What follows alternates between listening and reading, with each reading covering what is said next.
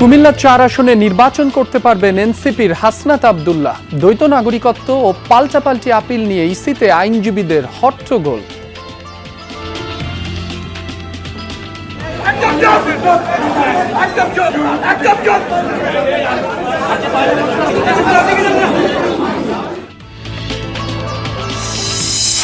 সেবা নিয়ে বাগবিতণ্ডার জেরে সিলেট ওসমানী মেডিকেলে রোগীর স্বজনদের সাথে সংঘর্ষ।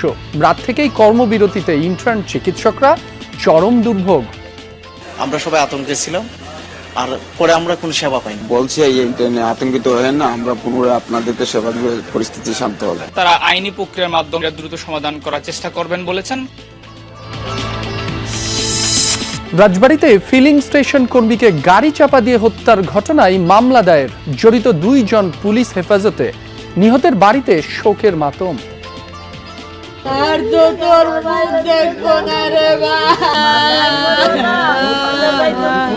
ছেলের সংসারের একমাত্র উৎসব রে।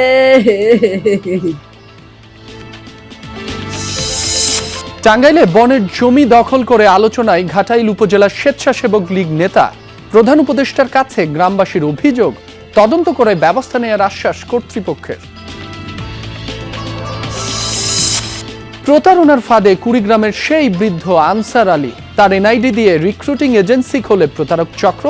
ব্যাংক ঋণ সহ হাতিয়ে নেয় বিপুল টাকা।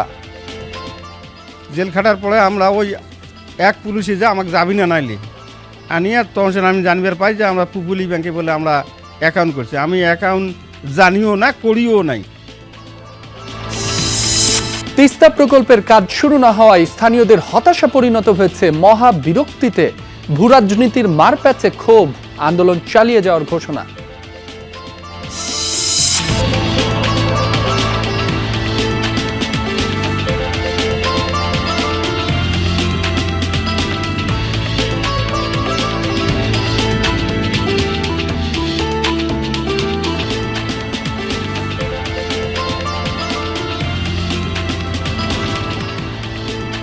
দর্শক আমন্ত্রণ, বিরতিহীন সংবাদ সারা দেশে। আপনাদের সঙ্গে আছি মাসুম রাব্বি। এতক্ষণ শিরোনাম দেখছিলেন। নির্বাচন কমিশনে চলছে 8ম দিনের আপিল শুনানি। দুপুর পর্যন্ত নিষ্পত্তি হয়েছে 50টি আপিলের। প্রার্থিতা ফিরে পেয়েছেন 13 জন। কুমিল্লা 4 আসনের বিএনপি প্রার্থী মঞ্জুরুল আহসান মুন্সি ও এনসিপি প্রার্থী হাসনাত আব্দুল্লাহর মনোনয়ন বৈধতার বিরুদ্ধে পাল্টাপাল্টি আপিলে প্রার্থিতা বাতিল বিএনপি প্রার্থীর এবং বহাল এনসিপি প্রার্থী হাসনাতের।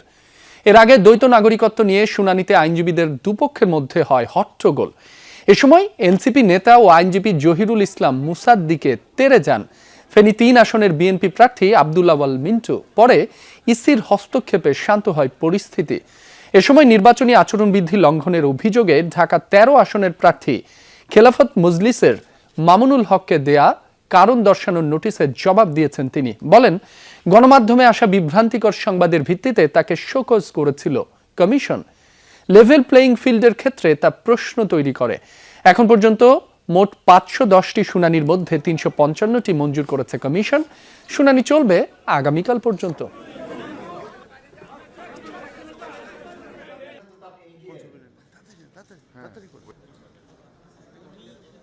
দর্শক, নির্বাচন কমিশনে কথা বলছেন এনসিপি প্রার্থী হাসনাত আব্দুল্লাহ। আমরা সরাসরি যাচ্ছি সেখানে। অত্যন্ত একাডেমিক পরিবেশে তাদের সাবমিশনগুলো রাখছিলেন। ঠিক সেই সময়ে আলোচনা শেষে আব্দুল আওয়াল মিন্টু এক আইনজীবীর কাছে তেড়ে আসেন, জহিরুল ইসলাম মুসার দিকে তেড়ে আসেন। তেড়ে উনাকে ব্লাডি সিটিজেন হিসাবে উনাকে বলেন যে উনি একটা ব্লাডি সিটিজেন এবং উনি হচ্ছেন এলিট ব্রিড। উনি এলিট ব্রিড আর দ্বৈত নাগরিকত্বের বিষয়ে স্ট্রিক্ট অবস্থান রাখার জন্য কমিশনে যারা সাবমিশন দিচ্ছিলেন সেই সব আইনজীবীদেরকে উনি বলছিলেন ওনারা হচ্ছেন ব্লাডি সিটিজেন। তো সেই জায়গাটিতে আমরা প্রতিবাদ করি। দেখা যায় সেখানে আব্দুল আওয়াল মিন্টু আইনজীবীদের উপরে তেড়ে আসেন, ভার্বালি অ্যাবিউজ করেন এবং দেখা যায় তাদেরকে বিভিন্ন গালাগালি করেন। আমি সেটিতে প্রতিবাদ করি এবং প্রতিবাদকালীন আব্দুল আওয়াল মিন্টু সাহেবের ছেলে জনাব তাবিত আওয়াল উনি ওনার বাবাকে কমিশন থেকে নিয়ে যান এবং এই বিষয়টি নিয়ে আমরা কমিশনের দৃষ্টি আকর্ষণ করি যে কমিশনের ভিতরে দেখা যায় কিছু কিছু প্রার্থী আছে এভাবে আইনজীবীদের বিরুদ্ধে তেড়ে আসে, আবার কিছু কিছু প্রার্থী আছে যারা কমিশনের বাইরে অন্য প্রার্থীদেরকে পিটাতে থাকে। এখন কমিশনের সামনে যদি এই ধরনের অবস্থা চলতে থাকে, কমিশনের ভিতরে যদি এই অবস্থা চলতে থাকে, যারা নির্বাচন করে তাদের নিরাপত্তার আসলে কি হবে? আর যারা এলিটিজমের দেখাইতে চায় 24-এ আমাদের এই 5ই আগস্টের পরে যারা এলিটিসিজম মারাইতে আসে আমাদের দেশে, এই রাজনৈতিক এলিটিসিজম তারা যেন ঘরে রেখে তারা যেন জনগণের সামনে আসে। হ্যাঁ ভোট দেয়া মানে সংস্কারের পক্ষে, আর না ভোট দেয়া মানে পুরনো কাঠামোর পক্ষে, যে কাঠামোই শেখ হাসিনা স্বৈরাচারী হয়ে উঠেছিল, এমন মন্তব্য করেছেন সুশাসনের জন্য নাগরিক সুজন সম্পাদক ডক্টর বদিউল আলম মজুমদার। দুপুরে গণ অভ্যুত্থানের আকাঙ্ক্ষা, সংস্কার ও নির্বাচনী ইস্তেহার বিষয়ক বিভাগীয় সংলাপে এ কথা বলেন তিনি। ডক্টর বদিউল বলেন, শুধু সুষ্ঠু আর গ্রহণযোগ্য নির্বাচন হলেই হবে না, গণতান্ত্রিক উত্তরণের জন্য কাঠামোগত সংস্কার প্রয়োজন। সে কারণে গণভোট খুবই গুরুত্বপূর্ণ। বিশেষজ্ঞদের মতামতের ভিত্তিতেই গণভোটে হ্যার পক্ষে সরকারের প্রচারণা চালাতে কোনো বাধা নেই বলেও মন্তব্য করেন তিনি। এর আগে তিনি গণভোট নিয়ে কর্মশালায় বিভাগের 8 জেলার সুজনের নেতৃবৃন্দ এবং রংপুর 3 আসনের এমপি প্রার্থী এবং গণমাধ্যম কর্মীদের প্রশিক্ষণ দেন। হ্যাঁ ভোট দেবেন, না হয় না ভোট দেবেন। হ্যাঁ ভোট দেওয়া মানে আপনি সংস্কারের পক্ষে, আর হ্যাঁ না ভোট দেওয়া মানে আপনি যে অবস্থা বিরাজ করছে সেটাই আপনার কাছে গ্রহণযোগ্য। শেখ হাসিনা স্বৈরাচারী কাঠামো ব্যবহার করেই তিনি দানবে পরিণত হয়েছেন। তো এই যদি স্বৈরাচারী কাঠামো যদি অব্যাহত থাকে, তাহলে পরবর্তীতে যারা ক্ষমতা আসে তারাও স্বৈরাচারী হওয়ার সম্ভাবনা উড়িয়ে দেওয়া যায় না। ময়মনসিংহে এক স্বতন্ত্র প্রার্থীর নির্বাচনী অফিস উদ্বোধনের সময় ছুরিকাঘাতে প্রাণ গেছে এক কর্মীর। এ ঘটনায় এলাকায় উত্তেজনা ছড়িয়ে পড়ে। ওই প্রার্থীর অভিযোগ, বিএনপির লোকজন হামলা চালিয়েছে। এই অভিযোগ অস্বীকার করেছেন বিএনপি প্রার্থী। এ ঘটনায় 2 জনকে আটক করেছে পুলিশ। শুক্রবার সন্ধ্যায় ধোবাউড়ায় ময়মনসিংহ 1 আসনের স্বতন্ত্র প্রার্থী সালমান উমর রুবেলের নির্বাচনী অফিস উদ্বোধনের সময় সহিংসতার ঘটনা ঘটে। ছুরিকাঘাতে আহত কর্মী নজরুল ইসলামকে হাসপাতালে নিলে মৃত ঘোষণা করে চিকিৎসক।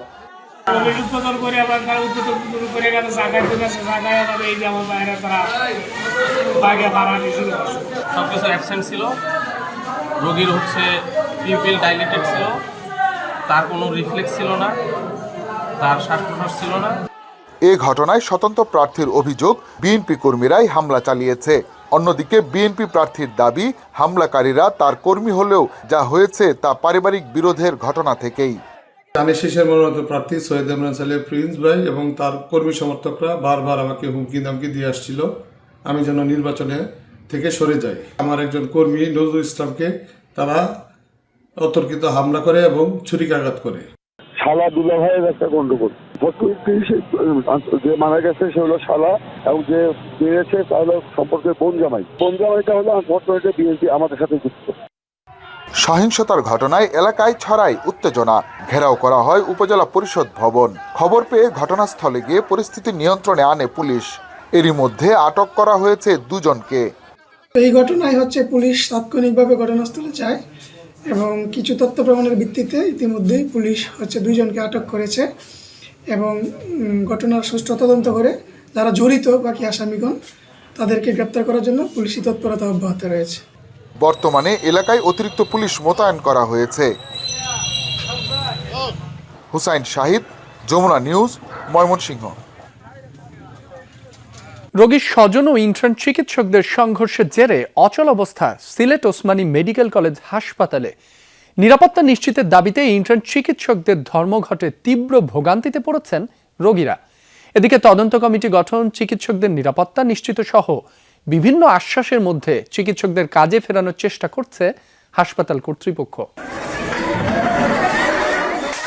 শুক্রবার রাতে ভর্তি হওয়া এক নারীর সেবা দিতে দেরি হওয়ায় এভাবেই দায়িত্বরত ইন্টার্ন চিকিৎসকের উপর চড়াও হন রোগীর স্বজনরা। এ সময় 2 চিকিৎসক আহত হন। খবর পেয়ে মধ্যরাতেই হাসপাতালে জড়ো হন ইন্টার্ন চিকিৎসকরা। অবরুদ্ধ করে রাখেন হামলায় জড়িত স্বজনদের। পরে পুলিশ এসে অবরুদ্ধ 3 জনকে উদ্ধার করে। এরপর থেকেই কর্মক্ষেত্রে নিরাপত্তার দাবিতে কর্মবিরতিতে চলে যান হাসপাতালের 3 শতাধিক ইন্টার্ন চিকিৎসক। দাবি আদায় না হওয়া পর্যন্ত আন্দোলন অব্যাহত রাখার ঘোষণা তাদের। একজন পেশেন্ট আমাদের এখানে তার জীবনের একটা অন্তিম পর্যায়ে চলে আসে, সো সেইখানে আমি যখন তাকে সার্ভিস দিতে যাচ্ছি, অধিকাংশ ক্ষেত্রে সে যদি আমাকে বিছনায় একদম মৃত্যুসজ্জায় পাঠায় দেয়, এটা তো আমরা কখনোই কাম্য করতে পারি না। তো সেক্ষেত্রে আমার নিরাপত্তা যখন আমরা নিশ্চিত করতে পারবেন তারা, তখনই আমরা কর্মক্ষেত্রে ফেরত যাব। এদিকে ইন্টার্ন চিকিৎসকদের কর্মবিরতিতে রাত থেকেই স্থবির সেবা কার্যক্রম। এমনিতেই কয়েক গুণ রোগীর চাপ সামলাতে হিমশিম অবস্থা হাসপাতাল কর্তৃপক্ষের। তার উপর এমন ধর্মঘটের কারণে রোগী ভোগান্তি চরম আকার ধারণ করেছে। আমরা সবাই আতঙ্কে ছিলাম, আর পরে আমরা কোনো সেবা পাইনি। আমরা যার মতো রাত 2টা হয়ে গেছে, আমরা শুয়েছিলাম। ওরা বলছে এই ইন্টারনেট আতঙ্কিত হয়ে না, আমরা পুনরায় আপনাদেরকে সেবা দেবে পরিস্থিতি শান্ত হলে, বাস এইটুকুই জানি। একজন ডাক্তার আর বাদে আর কোন ডাক্তার আইনে নার্সে সেবা দিছে। হাসপাতাল কর্তৃপক্ষ জানিয়েছে আলোচনার মধ্য দিয়ে ইন্টার্ন চিকিৎসকদের কাজে ফেরানোর চেষ্টা চলছে। রোগীর অ্যাটেন্ডেন্টকে কালকে পুলিশের হেফাজতে দেওয়া হয়েছে। এখন আমার প্রশাসন এখানে যাবে, সকাল থেকে তো ওদের সাথে মিটিং। এখন আমরা ওইটা ডিটেল মামলা করবো কিনা, কি বৃত্তান্ত, তারা কি করতেছে, আমরা আইনগত বিষয়গুলা, আমাদেরও লয়ার আছে। সংঘর্ষের ঘটনায় 5 সদস্যের তদন্ত কমিটি গঠনের পাশাপাশি আইনি পদক্ষেপ গ্রহণেরও কথা জানায় হাসপাতাল কর্তৃপক্ষ। নাবিল হোসেন, যমুনা নিউজ, সিলেট। এ বিষয়ে আরো জানাতে যুক্ত হচ্ছেন সহকর্মী নাবিল হোসেন। নাবিল, কর্মবিরতিতে থাকা ইন্টার্ন চিকিৎসকরা কি বলছেন, চিকিৎসাধীন রোগীদের কি অবস্থা সে বিষয়েও জানাবেন। রাব্বি, আমরা দিনভর যে দুর্ভোগের চিত্র দেখেছিলাম সেটা বিকেলেও আসলে আমাদের একই চিত্র দেখাতে হচ্ছে। আমরা এখন উসমানী মেডিকেল কলেজ হাসপাতালের জরুরি বিভাগের ঠিক সামনে আছি। আসলে বড় বিপর্যয় ছাড়া, অর্থাৎ বড় দুর্ঘটনা ছাড়া এইরকম ভিড় বা এরকম লাইন চিকিৎসার জন্য সেটি আমরা সচরাচর দেখি না। কিন্তু আজ আমরা দেখছি যে এই যে দিনের শেষ প্রান্তে এসেও আসলে রুগীদের বা রুগী স্বজনদের এরকম দীর্ঘ লাইনে দাঁড়াতে হচ্ছে। এবং কর্তব্যরত যারা আছেন তাদের সাথে আমরা কথা বলেছি, তারা বলছেন যেহেতু জরুরি বিভাগ সহ কোনো বিভাগেই আসলে ইন্টার্ন চিকিৎসকরা কাজ করছে না, ফলে এই যে দুর্ভোগ রুগীদের, সেই দুর্ভোগ বা অতিরিক্ত চাপ তাদের সামলাতে হচ্ছে। হাসপাতাল কর্তৃপক্ষ বলছে যে এই যে মিড লেভেলে যা চিকিৎসকরা আছেন তাদের দিয়ে মূলত এই যে রুগীর যে চাপ, সেই চাপ তারা সামলানোর চেষ্টা করছেন। তবে এমনিতেই তো আসলে এই হাসপাতালে জনবল সংকট সহ নানা সংকট রয়েছে।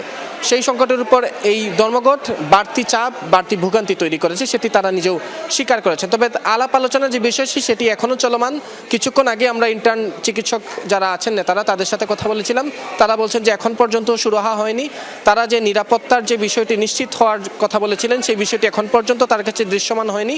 ফলে তারা এখনও তাদের যে কাজ, সেই কাজে ফিরে যাননি। তারা বলছেন যখনই তাদের কাছে নিরাপত্তার বিষয়টি নিশ্চিত হবে তখনই তারা সাথে সাথে এই কাজে ফিরে যাবেন। আর হাসপাতাল কর্তৃপক্ষ বলছে যে নিরাপত্তার ব্যবস্থা সহ অন্যান্য যে ইন্টার্ন চিকিৎসকদের দাবি, সেই দাবিগুলো তারা পূরণের আশ্বাস বা পূরণের জন্য তাদের যে কাজ, সেই কাজগুলো তারা করে যাচ্ছেন। নিশ্চয়ই দীর্ঘ যে লাইন, অর্থাৎ এই যে ইমার্জেন্সির সামনে, জরুরি বিভাগের সামনে যে দীর্ঘ লাইন, সেই লাইন নিশ্চয়ই ক্যামেরার মাধ্যমে দেখতে পাচ্ছেন। সচরাচর কিন্তু এরকম দীর্ঘ লাইন আমাদের চোখে পড়ে না। তো এখানকার যারা রুগীরা আছেন, রুগীর স্বজনরা আছেন বা সিলেটবাসী যারা আছেন, তারা বলছেন যে এই যে সংকট, ইন্টার্ন চিকিৎসকদের যে দাবি, সেগুলো নিয়ে যাতে দ্রুত সুরাহা করা হয় এবং ভর্তি রুগী সহ অন্যান্য রুগীদের যে সমস্যা বা যে ভোগান্তি, সেই ভোগান্তি যাতে দ্রুত নিরসন করা হয়। রাব্বি। নাবিল, আপনাকে ধন্যবাদ। রাজবাড়ীতে তেল বিক্রির টাকা চাওয়ায় ফিলিং স্টেশন কর্মীকে গাড়ি চাপা দিয়ে হত্যার ঘটনায় মামলা হয়েছে, গ্রেফতার করা হয়েছে 2 জনকে। এদিকে পরিবারের একমাত্র উপার্জনক্ষম ব্যক্তিকে হারিয়ে এখন শোকে স্তব্ধ স্বজনরা। এমন নির্মম হত্যাকাণ্ডে জড়িতদের উপযুক্ত শাস্তি নিশ্চিতের দাবি তাদের। এদিকে হত্যাকাণ্ডে জড়িত প্রধান অভিযুক্ত আবুল হাশেম সুজন 2019 সালে ব্যক্তিগত কারণ দেখিয়ে জেলা যুবদলের সভাপতি পদ থেকে পদত্যাগ করেন।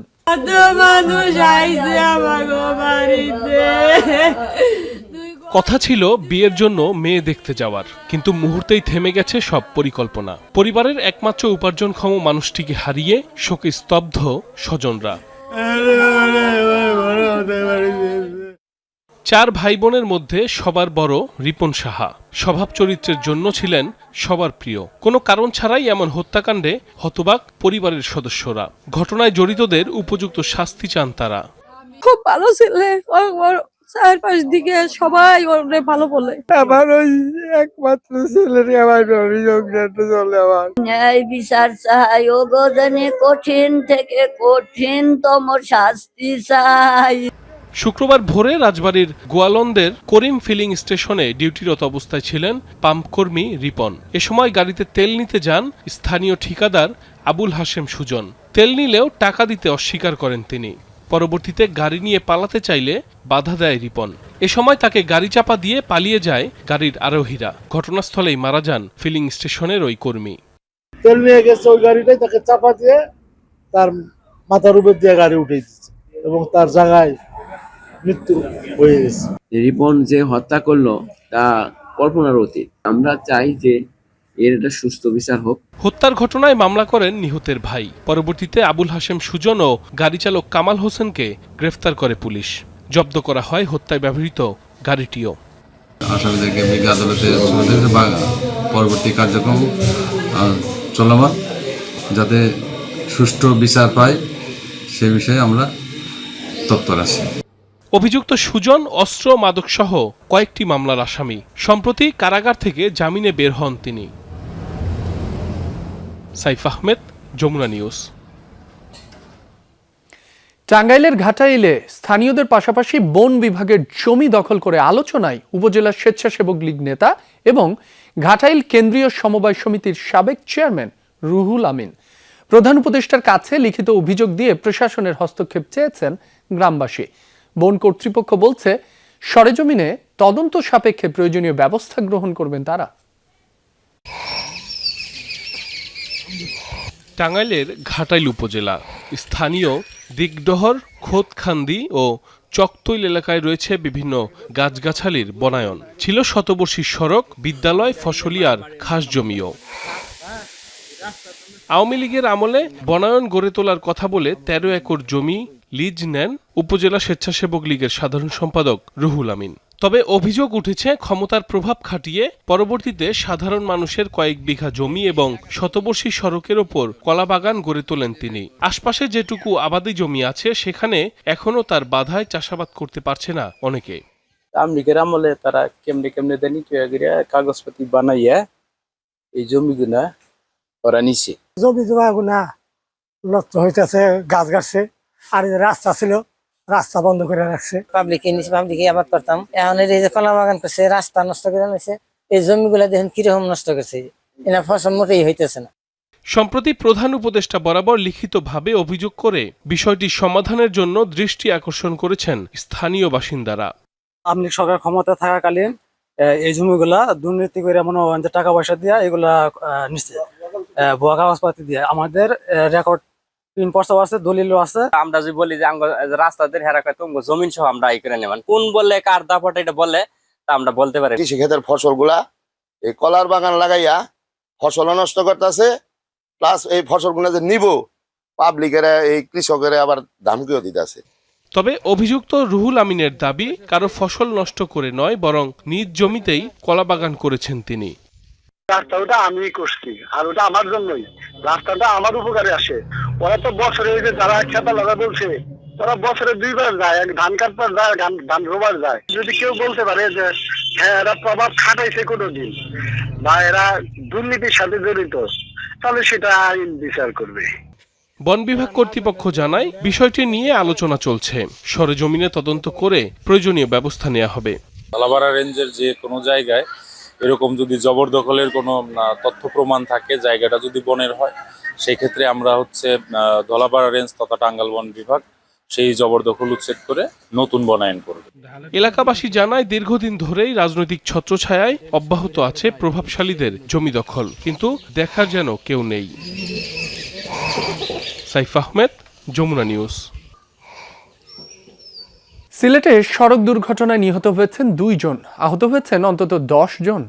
সকালে ঢাকা সিলেট মহাসড়কের ওসমানীনগর এলাকায় এই ঘটনা ঘটে। পুলিশ জানায় সিলেট থেকে ঢাকা যাচ্ছিল এনা ও ইউনিক পরিবহনের 2টি বাস। ওসমানীনগর পৌঁছালে গাইবান্ধা থেকে সিলেটগামী শ্যামলী পরিবহনের একটি বাসের সাথে সংঘর্ষ হয় বাসগুলোর। ঘটনাস্থলেই প্রাণ যায় 2 জনের। আহত 10 জনকে হাসপাতালে ভর্তি করেছে স্থানীয়রা।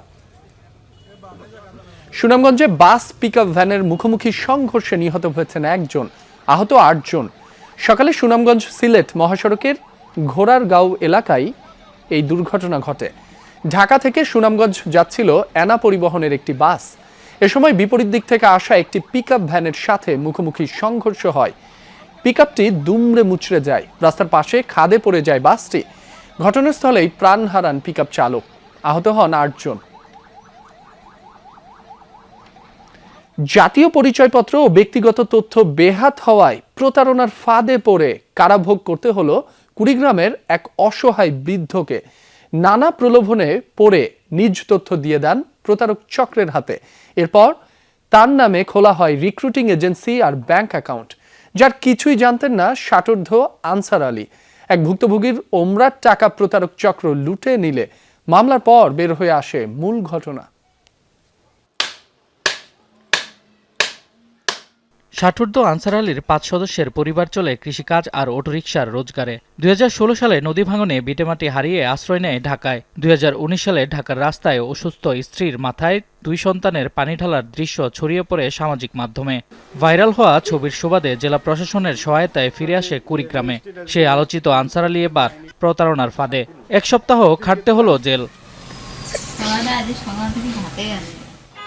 ঘটনার সূত্রপাত গত বছরের জানুয়ারিতে। প্রলোভন দেখিয়ে আনসার আলীর এনআইডি কার্ড ব্যবহার করে কুড়িগ্রাম পূবালী ব্যাংকে একটি অ্যাকাউন্ট খুলে প্রতারক চক্র।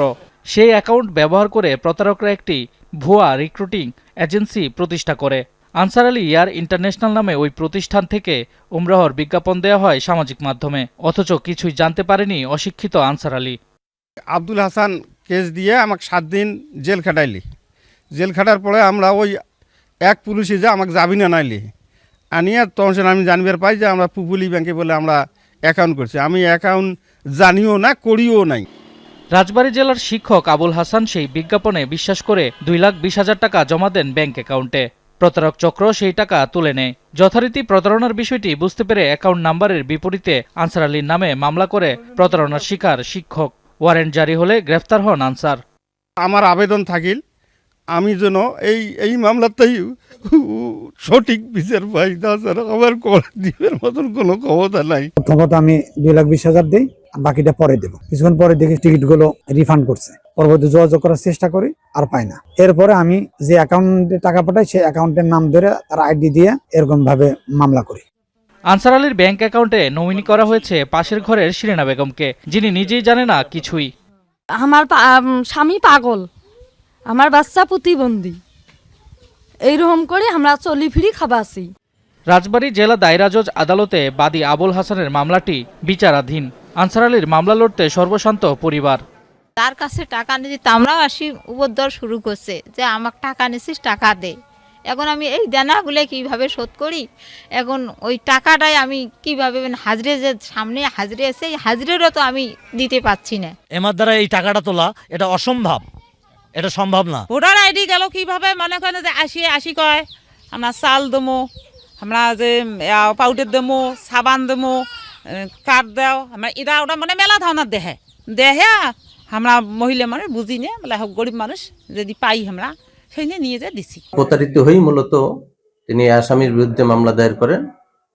মামলাটি বিজ্ঞ আমলি আদালত থেকে বিচারের জন্য বদলি হয়েছে। মামলাটি বিচারাধীন রয়েছে।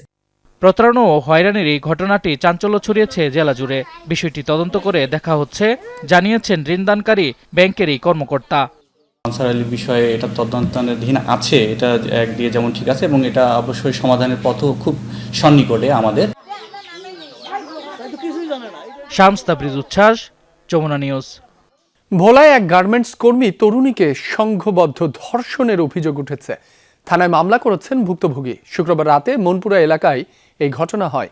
ভুক্তভোগী সুনামগঞ্জের বাসিন্দা। পুলিশ জানায় ঢাকায় এক গার্মেন্টসে কাজ করত ভুক্তভোগী তরুণী। তার সাথে প্রেমের সম্পর্ক গড়ে ওঠে মনপুরার সজীবের সাথে। গত 14 জানুয়ারি বিয়ের উদ্দেশ্যে ঢাকা থেকে ভোলায় সজীবের দাদি বাড়িতে যায় সে। গতকাল সকালে স্থানীয় মাসুদ আলামিন সহ আর কয়েকজন ভয় ভীতি দেখিয়ে সালিশ ও চাঁদার নামে তাদের থেকে 2.5 লক্ষ টাকা নেয়। পরে রাতে ভুক্তভোগী ও তার প্রেমিককে নিয়ে বেড়িবাঁধে যায় অভিযুক্ত মাসুদ ও আলামিন। সেখানে প্রেমিককে আটকে রেখে ভুক্তভোগীকে জোরপূর্বক ধর্ষণ করা হয়। এ ঘটনায় রাতেই বাদী হয়ে থানায় মামলা করে ভুক্তভোগী। রাজশাহী বিশ্ববিদ্যালয়ে দ্বিতীয় দিনের মতো অনুষ্ঠিত হয়েছে 2025-26 সেশনের স্নাতক প্রথম বর্ষের ভর্তি পরীক্ষা। সকালে প্রথমার্ধে বেলা 11টা থেকে দুপুর 12টা এবং দ্বিতীয়ার্ধে 3টা থেকে 4টা পর্যন্ত পরীক্ষা অনুষ্ঠিত হয়। এবার কলা অনুষদভুক্ত এই ইউনিটে অংশ নিচ্ছে 1,15,000 শিক্ষার্থী। আসন প্রতি লড়ছেন 102 জন। দ্বিতীয় দিনে কোনো ধরনের অপ্রীতিকর ঘটনা ঘটেনি। এবছরে ক্যাম্পাস ছাড়াও ঢাকা, চট্টগ্রাম, খুলনা, রংপুর ও বরিশাল সহ বিভিন্ন আঞ্চলিক কেন্দ্রে একযোগে পরীক্ষা অনুষ্ঠিত হচ্ছে।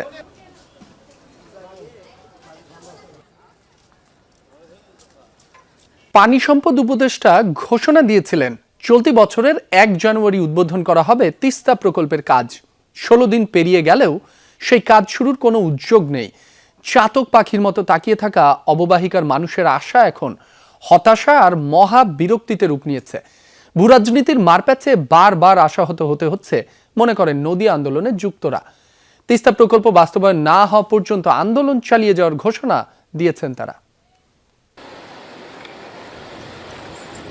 শুষ্ক মৌসুমে উজানে একতরফা পানি প্রত্যাহার আর বর্ষায় পানি ছেড়ে দেওয়ার বলি তিস্তা পাড়ের বাংলাদেশ অংশের 2 কোটি মানুষ। কখনো ভাঙন বন্যায় নিঃস্ব হয় নদী পাড়ের বাসিন্দারা, আবার কখনো ধুধু বালু চড়ে ছড়ায় মরুর উত্তাপ। এমন অবস্থায় প্রাণ প্রকৃতি বাঁচাতে 54 বছর ধরে তিস্তার পানি বিজ্ঞানসম্মত শাসনের দাবিতে আন্দোলন চালিয়ে যাচ্ছে অববাহিকার মানুষ। 2 পারে হয়েছে অবস্থান, মানববন্ধন, নৌকা সমাবেশ, মশাল প্রজ্বলন, সভা, সেমিনার সহ নজিরবিহীন সব আন্দোলন। আগের সরকার প্রতিশ্রুতি দিলেও এগোয়নি তিস্তা মহাপরিকল্পনার কাজ। জুলাই অভ্যুত্থানের পর অন্তর্বর্তীকালীন সরকারের কাছেও গুরুত্ব পায় মহাপরিকল্পনা। গত বছর ঘোষণা আসে 2026 সালের 1 জানুয়ারিতে শুরু হবে প্রকল্পের কাজ। আমরা আশা করছি সকল রাষ্ট্রীয় সরকারি আনুষ্ঠানিকতা শেষ করে 2026 সালের 1 জানুয়ারি থেকে আমরা কাজ শুরু করতে পারব। পানি সম্পদ উপদেষ্টার এই ঘোষণায় স্বস্তি ফিরে আসে বঞ্চনার ক্ষত বয়ে বেড়ানো তিস্তা অববাহিকায়। কিন্তু ঘোষিত সময়ে কাজ শুরু না হওয়ায় তিস্তা পারে এখন ক্ষোভ আর হতাশা। কে দিবে কি দিবে না সেটা পরের কথা। আমাদের বাজেট থেকে আমরা শুরু করি, পরবর্তী সরকার এসে তার ডিসিশন নেবে, নাহলে আমরা আমাদের আন্দোলন চালিয়ে যাব। 1 জানুয়ারি তিস্তা মহাপরিকল্পনার কাজ শুরু হওয়ার ঘোষণা ছিল, সেটি না হওয়ার কারণে এই অঞ্চলের মানুষের মধ্যে একটা তীব্র হতাশা তৈরি হয়ে গেছে, একটা বিরক্তি তৈরি হয়ে গেছে। অন্তর্বর্তী সরকার এই কাজ শুরু করে দিয়ে গেলে বাকি সরকার এসে এই কাজের ধারাবাহিকতা বহন করতে বাধ্য থাকবে। নদী আন্দোলনে যুক্তরা বলছেন, তিস্তা মহাপরিকল্পনা নিয়ে সরকারে থাকা পক্ষগুলো আশ্বাস দিলেও ভূ রাজনীতির মারপ্যাচে বারবার তা পিছিয়ে যাচ্ছে। বর্তমান সরকারের আমলেই নিজস্ব অর্থায়নে কাজ শুরুর দাবি তাদের। চীন, ভারত, রাশিয়া বুঝি না, নিজের টাকায় এটি বাস্তবায়ন করতে হবে। আপনারা এই কাজের শুভ উদ্বোধন করেন জানুয়ারি মাসেই। এটা যদি না করেন তাহলে এই অঞ্চলের মানুষ বিক্ষুব্ধ হবে এবং নূতন করে বড় আন্দোলন তারা গড়ে তুলবে। আমাদেরকে বারবার প্রতারণা করা হয়, বিগত ফ্যাসিস্ট সরকার করেছে, এই সরকারও তাই করলো আমাদের। তিস্তা মহাপরিকল্পনার আন্দোলনে আমি এবং আমাদের জনগণকে নিয়ে যে ভূমিকাটা রেখেছি, আমার এই ভূমিকাটা আমি অব্যাহত রাখবো। এমন পরিস্থিতিতে রোববার রংপুর সফরে আসছেন চীনা রাষ্ট্রদূত ও পানি সম্পদ উপদেষ্টা সৈয়দা রিজওয়ানা হাসান। প্রোগ্রাম পাইছি, ওটা জেলা প্রশাসন ব্যবস্থা নিচ্ছে। ওনারা আসলে তারপরে আমরা বিস্তারিত আপনাদের জানাতে পারবো। 10 বছর মেয়াদী তিস্তা প্রকল্পের প্রস্তাবিত ব্যয় 12,000 কোটি টাকা। প্রথম ধাপে 9,115 কোটির মধ্যে 2,415 কোটি টাকা নিজস্ব অর্থায়নে করার কথা জানিয়েছিল বর্তমান সরকার। বাকি 6,700 কোটির ঋণের জন্য চীন সরকারের কাছে গত বছর প্রস্তাবনা দিলেও তার কোনো অগ্রগতি নেই। হয়নি প্রকল্পের কোনো সমীক্ষাও। সরকার মাঝারুল মান্নান, যমুনা নিউজ, রংপুর।